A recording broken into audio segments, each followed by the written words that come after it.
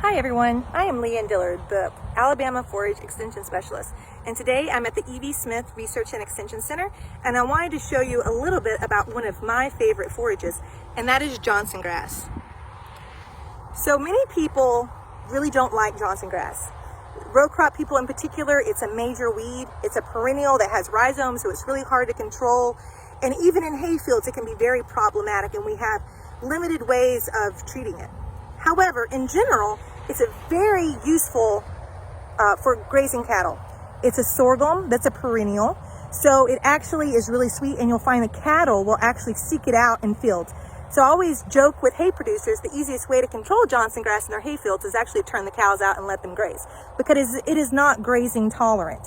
So actually when you see that, and that's why we really don't see it in pastures as compared to hay fields, because the cattle keep it grazed down and it really can't tolerate that.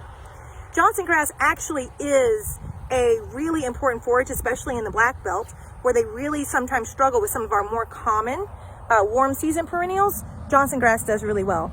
And you can actually thank the Black Belt Research Station for introducing it in Alabama, because that's where it was first released in the late 1800s. So some things we do have to keep in mind with Johnsongrass when we're grazing it is that it does have sugarcane aphid, like our other sorghums. It is a sorghum, so that's important. For Johnsongrass, it's really not economical to control it, but you could if you wanted to. And you can see here some damage from sugarcane aphid, but also some other pests, which right now we're dealing with fall armyworm. We found several in here, and so a lot of this damage is actually due to fall armyworm. Something else that you do keep in mind if you're using Johnsongrass is that it can have nitrate toxicity as well as prussic acid. So anytime you've been in a droughty period and then it had rainfall or it's frosted, be careful, take your cows out, give it 10 days or so in order to recover. This also is the case if it has been injured with herbicide, which can sometimes happen.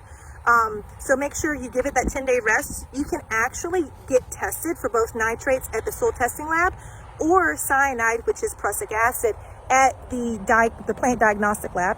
Obviously, those can be kind of cost prohibitive at times. So the simple rule of thumb is after a killing frost or a drought-ending rain, just wait about 10 days.